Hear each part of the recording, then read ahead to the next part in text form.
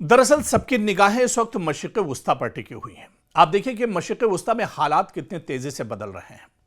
और जिस तरह से डोनाल्ड ट्रंप का हालिया जो बयान आया है, उन्होंने ईरान के हथियार को लेकर, आयतुल्लाह अली खामनेई की फौज को लेकर, उनकी तैयारियों को लेकर एक तरह से कहीं ना कहीं जो अपनी जो परेशानी है वो एक तरह से जाहिर की है। इसके अलावा आप देखिए कि इससे पहले खबर आई थी कि चीन ने अपने कुछ जो हथियार हैं उस अपने हथियारों को लेकर, लेटेस्ट जो हथियार हैं, अपडेट जो हथियार हैं, उनको लेकर ईरान के साथ एक डील की है। इस बीच आप देखिए कि हिंदुस्तान के वज़ीर आज़म नरेंद्र मोदी इजराइल के दौरे पर हैं। तो कहीं ना कहीं ये तमाम चीजें अगर उठाकर आप देखिए तो मशरिक़ वुस्ता में आखिर चल क्या रहा है, ये किस तरह की सूरत हाल अब बनने जा रही है। बहुत से माहिरीन का ये मानना है कि जो सूरत हाल इस वक्त बन रही है, ऐसे में ये कहा जा सकता है कि अमेरिका दरअसल ईरान पर हमला करने के लिए बिल्कुल तैयार है। किसी वक्त भी अमेरिका की तरफ से ईरान पर बड़ा हमला हो सकता है। लेकिन दूसरी तरफ ऐसा नहीं है कि ईरान हाथ पर हाथ धरे बैठा हुआ है, बल्कि ईरान भी पूरी तरह से तैयार है। ईरान की तैयारियां भी दरअसल मुकम्मल हो गई हैं। सिर्फ ईरान के supreme leader Ayatollah Ali Khamenei जहां पासदारान इनकलाब को एक इशारा करेंगे, उसके बाद ईरान की तरफ से भी एक तरह से पलटवार हो जाएगा। अपनाए हुर्मुज़ में अब्राहम लिंकन जरूर मौजूद है और कहीं ना कहीं अब्राहम लिंकन को लेकर भी एक तरह से जो तैयारियां हैं वो ईरान ने मुकम्मल कर ली हैं। अपनाए हुर्मुज़ में भी ईरान एक तरह से पूरे तौर से तैयार हो गया है और जो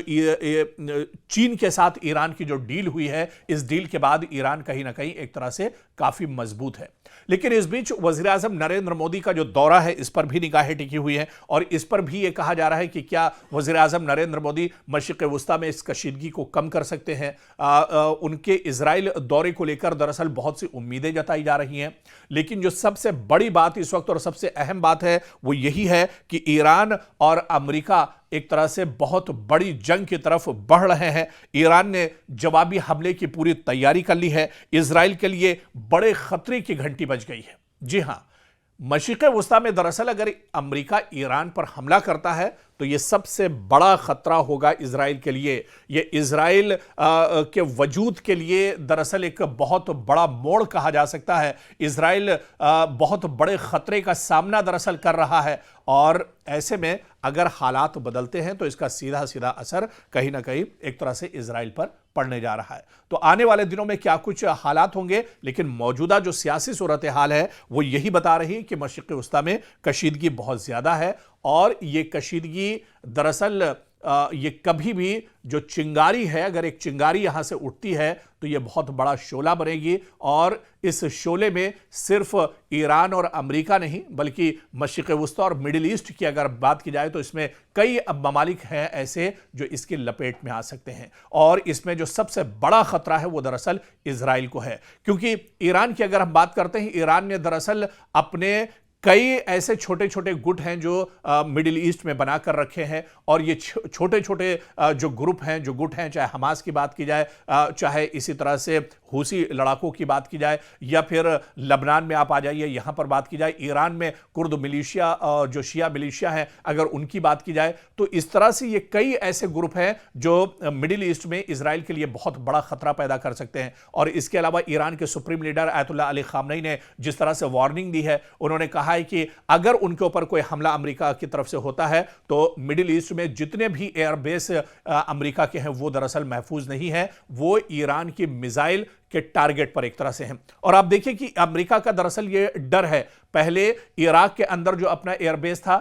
अमेरिका ने वो खाली कर दिया, उसके बाद सीरिया और शाम के अंदर जो एयरबेस था वो एयरबेस एक तरह से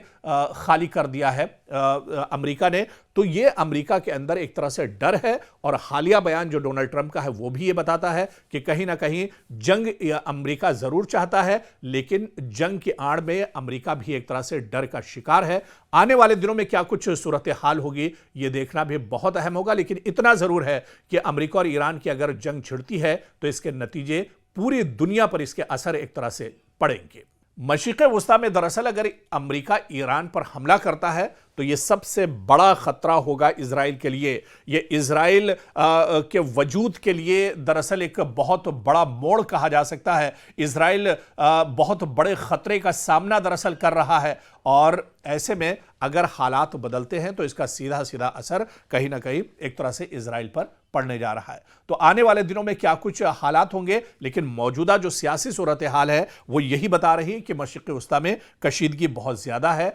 और ये कशीदगी दरअसल ये कभी भी जो चिंगारी है, अगर एक चिंगारी यहां से उठती है तो ये बहुत बड़ा शोला बनेगी और इस शोले में सिर्फ ईरान और अमेरिका नहीं बल्कि मशरिक़ वस्ता और मिडिल ईस्ट की अगर बात की जाए तो इसमें कई ममालिक हैं ऐसे जो इसकी लपेट में आ सकते हैं। और इसमें जो सबसे बड़ा खतरा है वो दरअसल इजराइल को है, क्योंकि ईरान की अगर हम बात करते हैं, ईरान ने दरअसल अपने कई ऐसे छोटे छोटे गुट हैं जो मिडिल ईस्ट में बना कर रखे हैं और ये छोटे छोटे जो ग्रुप हैं, जो गुट हैं, चाहे हमास की बात की जाए, चाहे इसी तरह से हूसी लड़ाकों की बात की जाए या फिर लबनान में आप आ जाइए, यहां पर बात की जाए, ईरान में कुर्द मिलिशिया जो शिया मिलिशिया हैं अगर उनकी बात की जाए, तो इस तरह से ये कई ऐसे ग्रुप हैं जो मिडिल ईस्ट में इजराइल के लिए बहुत बड़ा खतरा पैदा कर सकते हैं। और इसके अलावा ईरान के supreme leader Ayatollah Ali Khamenei ने जिस तरह से वार्निंग दी है, उन्होंने कहा है कि अगर उनके ऊपर कोई हमला अमेरिका की तरफ से होता है तो मिडिल ईस्ट में जितने भी एयरबेस अमेरिका के हैं वो दरअसल महफूज नहीं है, वो ईरान की मिसाइल के टारगेट पर एक तरह से हैं। और आप देखिए कि अमेरिका का दरअसल ये डर है, पहले इराक के अंदर जो अपना एयरबेस था